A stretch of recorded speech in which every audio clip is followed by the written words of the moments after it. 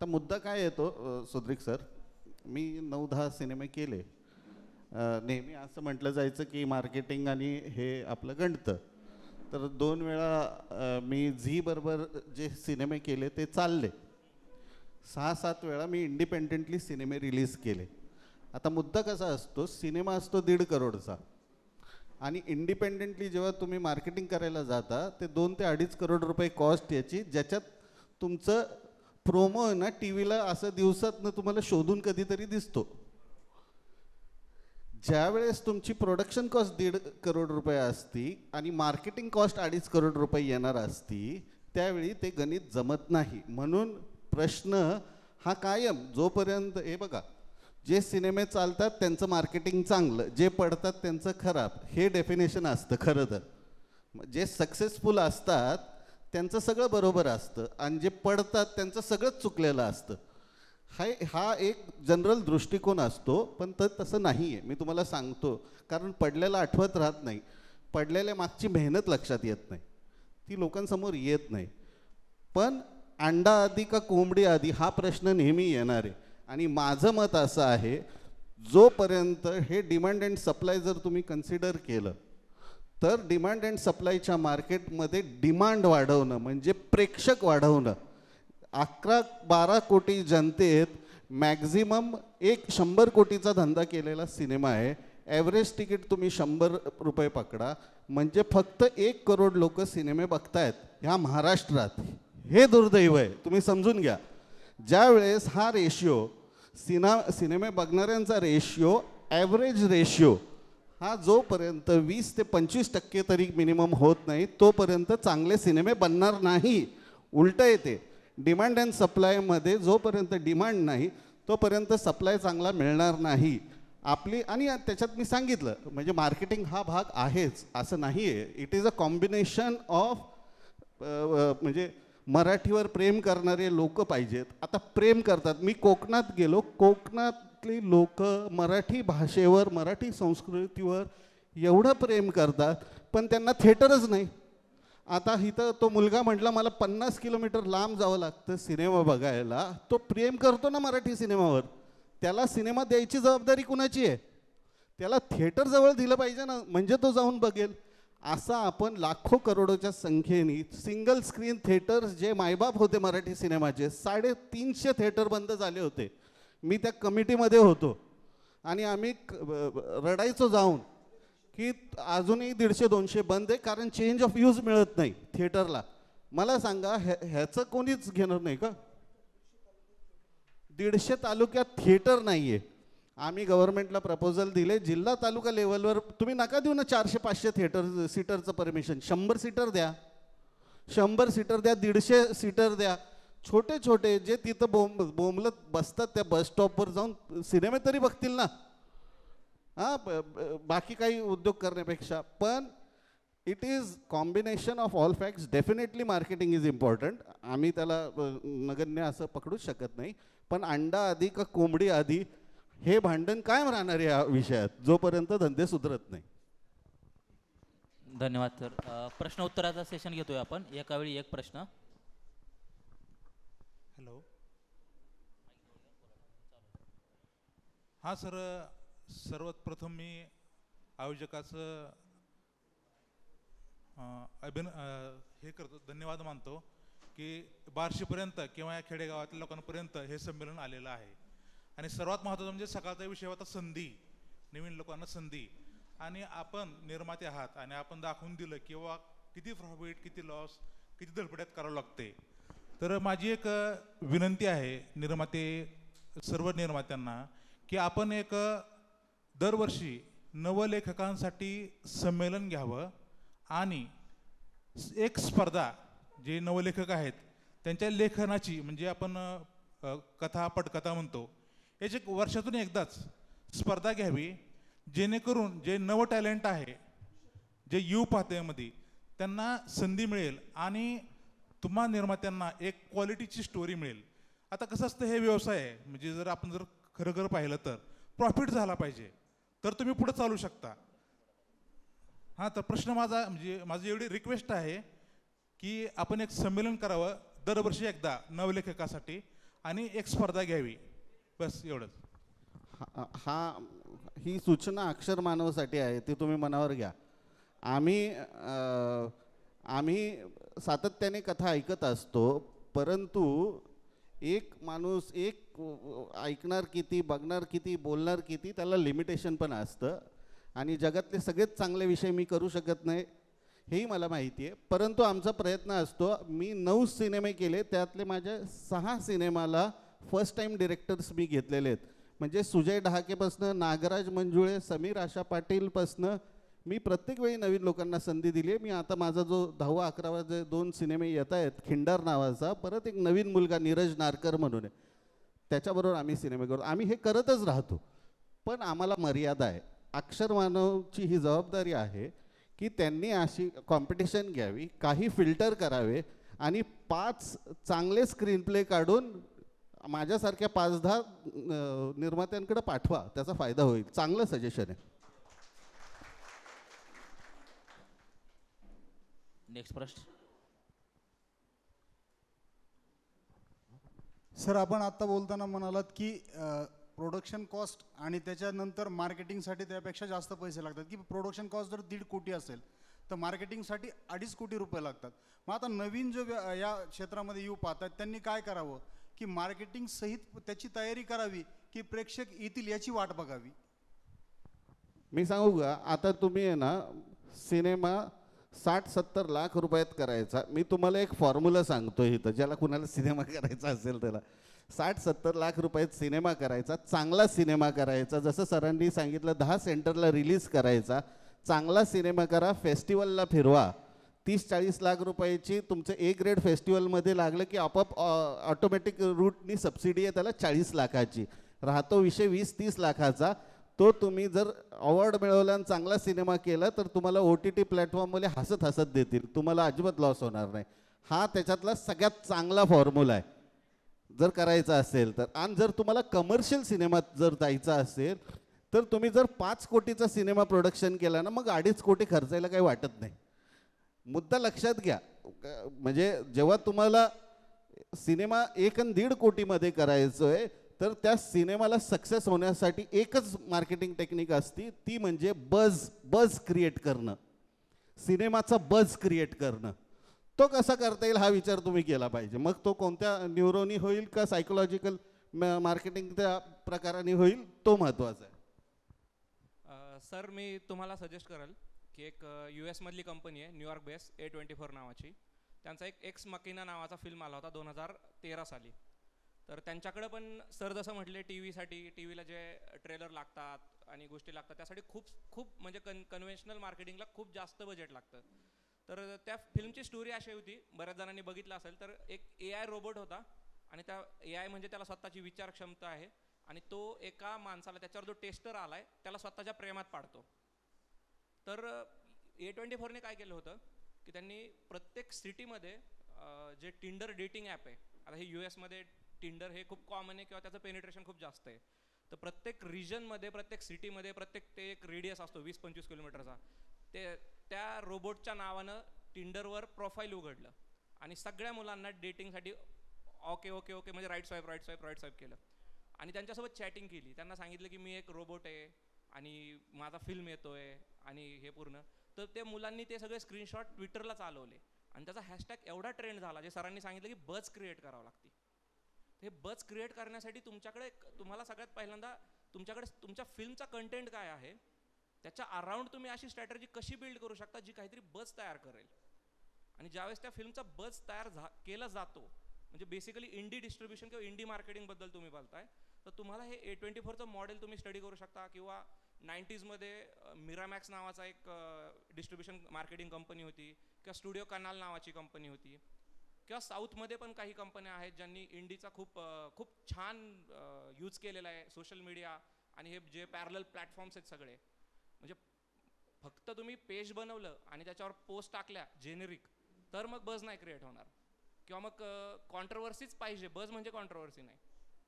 तुम्हाला अशी काहीतरी तुमच्या फिल्मच्या मधून विदिन ऑर्गॅनिकली बाहेर आलेली एक आयडिया, जे तुम्ही त्याला हिट करताय, तुम्ही त्याच्या अराउंड स्ट्रॅटर्जी डिझाईन करताय आणि ती व्हायरल होते. आणि मग त्याच्यानंतर ती बस क्रिएट होते आणि मग स्टुडिओ इंटरेस्ट घेतात. म्हणजे जसं सर म्हटले OTT तुम्हाला अप्रोच करतील, चॅनल तुम्हाला अप्रोच करतील की ह्या फिल्म आमच्याकडे द्या, कारण की त्यांची तेवढी बस क्रिएट झालेली आहे. तर ह्या पद्धतीने तुम्ही जर स्टडी केला तर हे मॉडेल सक्सेसफुल होऊ शकतं. म्हणजे त्याचीही गॅरंटी मी आत्ता सांगत नाही आहे, कारण की असं पूर्णपणे मराठीमध्ये हे सूत्र सापडलेलं असा इंडी फॉर्म्युला अजून मला दिसण्यात आलेलं नाही, माझं जेवढं ऑब्झर्वेशन आहे त्याच्यामध्ये. पण या आपण प्रयत्न करू शकतो सगळ्यांनी मिळून. थँक्यू. आणि असलं सूत्र राज कपूर पासून कुणालाच सापडलं नाही बरं का, सुभाष घईपर्यंत सगळ्यांना घरं विकावी लागली आहेत. त्यामुळं असलं सूत्रच नसतं. हॅलो सर, थोडा क्वेश्चन म्हणजे थोडा क्वेश्चन किंवा नॉलेज नाही आहे काही गोष्टीचं, असं थोडंसं इलॅबोरेटिव्ह पाहिजे, टेक्निकल आहे गोष्ट थोडी. की सगळ्यात महत्त्वाचं म्हणजे आपलं कॉस्टवर आहे की कॉस्ट कटिंग झाली, तोटा कमी झाला तर प्रॉफिट होण्याचे चान्सेस वाढू शकतात. आणि मग जो मार्केटिंगचा खर्च सांगितला की फिल्म 1 कोटीची असली आणि 2.5 कोटी खर्च करावे लागतात तर तो जास्त होतो खूप. तर हा सर याचं म्हणजे आन्सर नाही आहे ते तुम्हाला नक्की नेमकं माहीत राहणार की कॅमेरा हे जे एक विषय येतो फिल्म मेकिंगमध्ये की रेड आणि ॲरी हे जे होतं रेड आणि ॲरीवर करायचं, मग त्याच्या मागचं लाईटिंग, त्याच्या मागचं जनरेटर, डिझल, ट्रान्सपोर्ट हे खूप जास्त वाढतं. ते न करता आता जर मागे काहीच पिक्चर झाले, काहीतरी 5D Mark II वर 2-3च फिल्म आले आणि ते रिलीज झाले, तसं एक होऊ शकतं का? म्हणजे थोडंसं कन्फ्युजिंग असं वाटतं की जे स्क्रीनवर दिसणार आहे ऑडियन्सला त्याचा फरक पडणार आहे का त्या क्वालिटीचा, जर बाकी फिल्म सगळी प्रोडक्शन चांगलं ठेवलं आणि तेवढी कॉस्ट कमी केली. नाही बस आम्हाला आलं लक्षात तुमचा प्रश्न. तुमचा प्रश्न असा आहे की शूटिंग आणि कॉस्ट कमी करण्यासाठी कॅमेरा कोणता वापरला पाहिजे, हा एकूण कॅमेरा किंवा टेक्निकल स्पेसिफिकेशन काय पाहिजे. मुद्दा लक्षात घ्या, आता कोणताही कॅमेरा, आता एवढी टेक्नॉलॉजी प्रगत झालेली आहे, DI नावाचा जो इंटरफेस आपण डिजिटल इंटरमिजिएट जो असतो, आपण आज मोबाईलवर जरी केला तरी सिनेमा होतो. तुम्ही DI केला त्याचं कॉन्फिगरेशन. आता काय बऱ्याच चॅनल्सच्या, बऱ्याच OTT प्लॅटफॉर्मच्या स्पेसिफिकेशन आणि टेक्निकल रिक्वायरमेंट्स वेगवेगळ्या आहेत. मुद्दा फक्त तेवढा नाही आहे, पण कॉस्ट कमी. एखादा सिनेमा आपण जेव्हा प्रोड्यूस करतो त्याच्यात काय असतं, नंबर ऑफ डेज, आम्ही सगळ्यात महत्त्वाचं असतं नंबर ऑफ डेज. आता नंबर ऑफ डेज आम्ही का म्हणतो, मराठीसाठी जास्ती ते लागू का होतं, ते हिंदीसाठी लागू होत नाही, कारण हिंदीमध्ये आपल्याला बजेटचं लिमिटेशन नाही आहे. पण जिथं बजेटचं लिमिटेशन आहे तिथं नंबर ऑफ डेज शूट, कारण फिक्स्ड कॉस्ट जी असती ना, कॅमेरा, लाईट, अमकं तमकं, ती अगदी आपल्याला माहिती असते की तुम्ही 1 लाखापासून 3 लाख रुपयापर्यंत कुठेही ते तुम्ही ठेवू शकता, तुमची जेवढं काही कास्ट अँड क्रू तुम्ही नेताल त्या हिशोबाने. व्हेरिएबल कॉस्ट असती प्रोडक्शनमध्ये, ती व्हेरिएबल कॉस्ट आहे केटरिंग, ट्रान्सपोर्टेशन, जी प्रचंड प्रमाणात वाढती. जसे नंबर ऑफ डेज जर तुम्ही वाढले आणि त्याच्याबरोबर आता ट्रान्सपोर्टेशन, लॉजिस्टिक्स हा जो काही विषय असतो की आर्टिस्टला तुम्ही मुंबईतनं बार्शीला घेऊन यायचं आहे आणि त्याच्या सलग 4 डेट नाही आहेत, आज एक आहे, 4 दिवसांनी एक आहे, परत 5व्या दिवशी एक आहे, तर तो लॉजिस्टिक्सचा जो खर्च ट्रान्सपोर्टेशनचा असतो ना, तो प्रचंड प्रमाणात वाढतो. त्याचबरोबर केटरिंग आणि लॉजिंग हा जो काही व्हेरिएबल खर्च आहे ना, तुम्ही लक्षात घ्या, प्रोडक्शनमध्ये फिक्स्ड खर्च असतो. फिक्स्ड खर्चामध्ये तुमचं cast and crew, technical crew, camera, light हा फिक्स्ड खर्च आहे. आणि व्हेरिएबल कॉस्टमध्ये ट्रान्सपोर्ट, लॉजिस्टिक्स, लॉजिंग, केटरिंग. आता जेव्हा आम्ही सिनेमा बनवतो तेव्हा आम्ही प्रयत्न हा करतो की ते व्हेरिएबलसुद्धा किती फिक्स करता येतील. म्हणजे जर तुम्हाला कॉस्ट जर दाबायची असेल, ज्याच्यात जास्ती जातात ती कशी कंट्रोल करायची, पहिली ॲक्टिव्हिटी आपण ती करतो. ॲज अ निर्माता म्हणून मी ती करतो. आता एखादा दिग्दर्शक म्हटलं मला 18च दिवस पाहिजे किंवा मला 30च दिवस पाहिजे, तो त्याचा टेक्निकल आणि क्रिएटिव्ह कॉल आहे, त्याच्यात मी इंटरफिअर करू शकत नाही. तो म्हटला ना 30 दिवस पाहिजे, 30 दिवस पाहिजे, मग मी त्याला काय म्हणतो, मग तुझा जो काही क्रू आहे ना तो एवढा ठेव. तू जर 100 लोक पाहिजे ना, 60च लोकांचा क्रू घे, 60 लोकांच्या क्रूमध्ये 30 दिवस देतो. ह्या अशा काही गोष्टी असतात. कॅमेरा हा एकमेव फॅक्टर नाही आहे. कॅमेरा जर तुम्ही रेंट घेतला तर 20-22 हजार रुपये रेंट आहे आणि हा जर घेतला समजा बाकी घेतले 5-10 हजार रेंट आहे, असं तो 10 ते 12,000 पर डेचा फरक पडणार आहे. परंतु लाईट हा जो आहे ना, पूर्वी मी बरेचसे सिनेमे केले, बऱ्याचशा DOPsला अशी सवय असते की ट्रक भरून लाईट मागवतात सेटवर, दिवसभर ठेवतात आणि त्याच्यातलं एक काहीतरी रिफ्लेक्टरच वापर, एक छोटाच लाईट वापर, ते निर्मात्याला त्याचा जास्ती त्रास होतो ते बघताना. तर माझं असं म्हणणं आहे की तुम्ही प्लॅन केलं पाहिजे शूट. तुम्ही डे शिफ्ट केव्हा आहे, नाईट शिफ्ट केव्हा आहे, हे जर नीट प्लॅन केलं तर नाईटला जी लाईट लागती लागू द्या, फुल ट्रक भरून नाही 2 ट्रक लागू द्या, काही प्रॉब्लेम नाही. आणि डेला तुम्ही किती मिनिमम लाईट करू शकता, मग त्या हिशोबाने तुमचं प्लॅनिंग असणं खूप गरजेचं आहे, नाहीतर कॉस्टिंगमध्ये कधीच कमी करता येत नाही. प्लॅनिंग चांगलं पाहिजे. सर, बाल चित्रपट असे बनवले जात नाहीत. बाल चित्रपट हां, पूर्वी बाल शिवाजी, संत ज्ञानेश्वर असे चित्रपट असायचे. मग ते शाळा थिएटर बुक करायचे आणि मुलं घेऊन यायचे. अशा प्रमाणात बाल चित्रपट निर्मिती होत नाही. कारण काय? नाही काय झालं माहिती का, मेन चित्रपटच बाल चित्रपट झाला गेली 15 वर्ष. सगळे चित्रपट तुम्ही कोणतंही नाव घ्या, म्हणजे मी सुद्धा त्या पापात सहभागी आहे. शाळा असू, पॅन्ड्री असू, राक्षस असू, मी आता ठरवले लहान मुलांचा चित्रपटच करायचा नाही.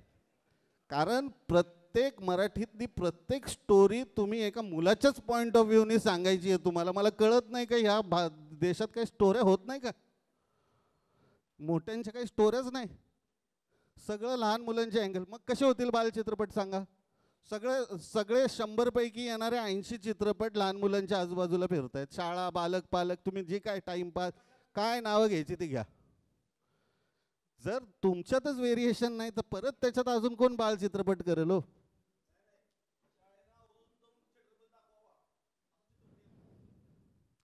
ते मार्केट जरा थोडंसं आता डायसी झालेलं आहे, पूर्वीसारखं ते राहिलं नाही.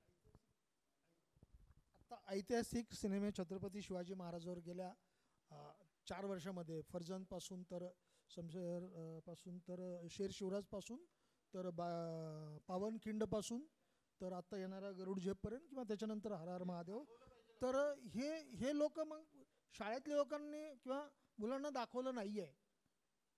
तुमच्या मुद्द्याला माझा हा उत्तर आहे की बाल शिवाजीला मी लहान होतो, मला वाटतं 2रीला किंवा काहीतरी असेल, 2री-3रीला, तेव्हा माझी शाळा 2-2 मुलांच्या जोड्या करून घरून डबे आणून एका झाडाखाली जेवायला लावलं आणि त्या थिएटरमध्ये आम्हाला बसून सिनेमा दाखवला. तर काय 15-20 पैसे घेतले असतील त्यावेळेला. तर ते मला आठवतं, बाल शिवाजी मी बघितलेलं आहे. पण ती स्थिती आत्ता एवढे सिनेमे आलेत, कुठल्याच शाळेंनी किंवा एज्युकेशन सोसायटींनी मला वाटतं तर ते घेतलेलं नाही आहे. म्हणजे तुमचा मुद्दा बरोबर आहे. यांचा आत्ता एक मुद्दा होता की मराठी प्रेक्षकांनी मराठी सिनेमा का बघावा, तोही त्यांच्या पॉईंट ऑफ व्ह्यूने राईटच आहे, कारण ते लादलं जातं असं मत आहे.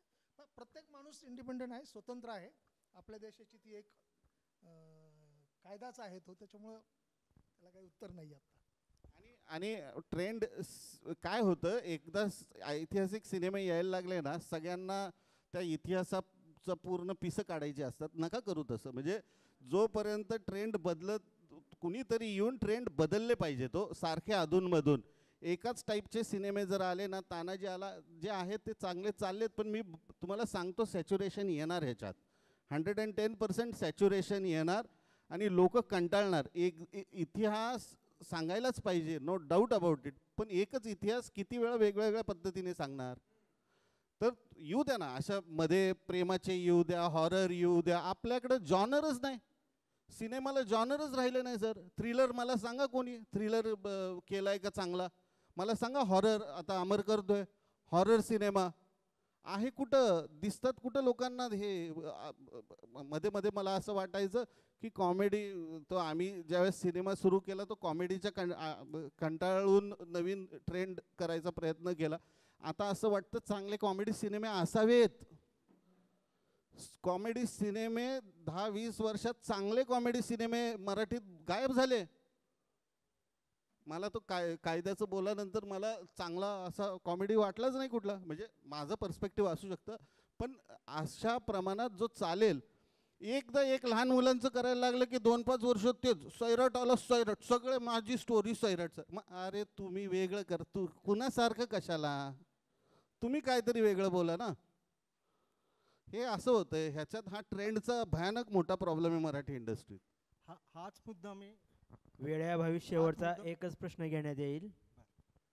हाच मुद्दा मी धरून विचारू इच्छितो इकडे सगळ्या व्यासपीठावरील आणि आपल्या तमाम उपस्थितांना, की मराठी माणूस हा अल्पसंतुष्टी आहे का?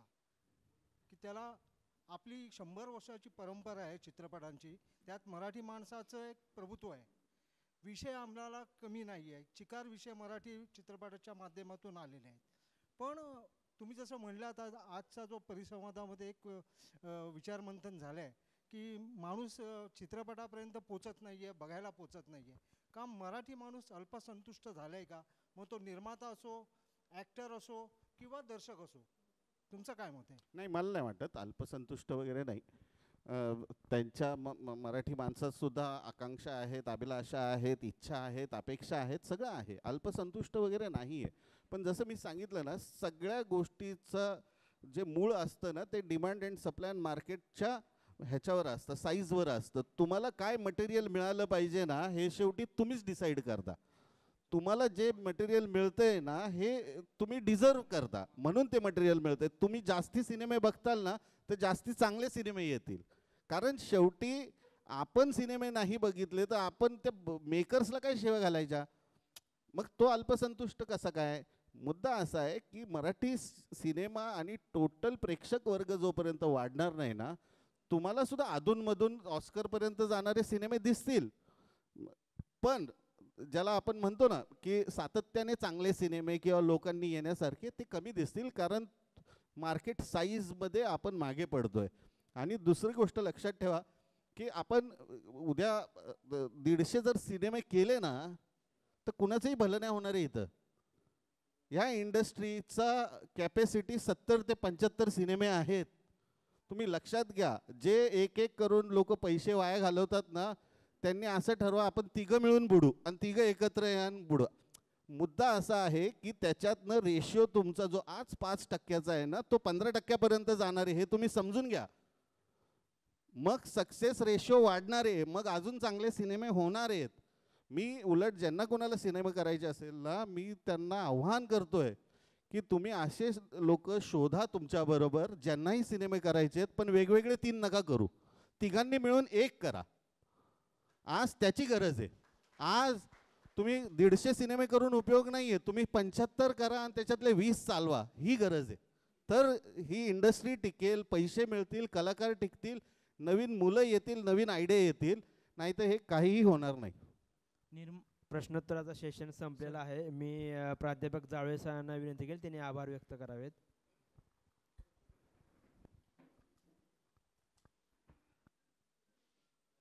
आजच्या या सेशनमध्ये 2 प्रमुख मुद्दे आजच्या मान्यवरांनी मांडले. निलेश नवलखा सरांनी सांगितलं की छोटी छोटी सिनेमा थिएटर्स असणं गरजेचं आहे आणि अक्षर मानव सर हेच प्रपोजल घेऊन शासनाकडे जात आहे आणि अक्षर मानवची सिनेमा थिएटर्स भविष्यामध्ये असणार आहेत, ही मी आज ग्वाही देतो. त्यानंतर अनेक पद्धतीचं सिनेमा निर्मितीचं जे काही आर्थिक ताळेबंद आहे त्यासंबंधी आजच्या मान्यवरांनी आपल्या मार्गदर्शन आपल्या सर्वांना दिलेलं आहे. मला वाटतं सिनेमा विक्रीच्या बाबतीतलं तंत्र आणि त्याच्यातले काही बारकावे आहेत त्यांचं योग्य मार्गदर्शन त्यांनी केलेलं आहे.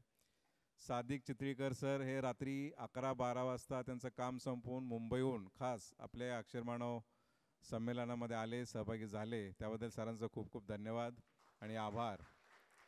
निलेश नवलखा सर देखील कालपर्यंत गोव्यामध्ये होते. गोवा कोल्हापूर करत करत पुण्यामार्गे ते या संमेलनासाठी खास आपल्या अग्रवास्तव आले, त्याबद्दल त्यांचंही टाळ्या वाजून पुन्हा एकदा आभार. आणि सुद्रिक साहेबांनी जे काही मॅनेजमेंटच्या संदर्भामध्ये किंवा जे काही मार्केटिंगच्या संदर्भामध्ये सांगितलेलं आहे तेही मार्गदर्शन फार उपयुक्त आहे असं मला वाटतं. तर त्यांचंही आपण अक्षर मानवतर्फे आभार मानतो. धन्यवाद सर.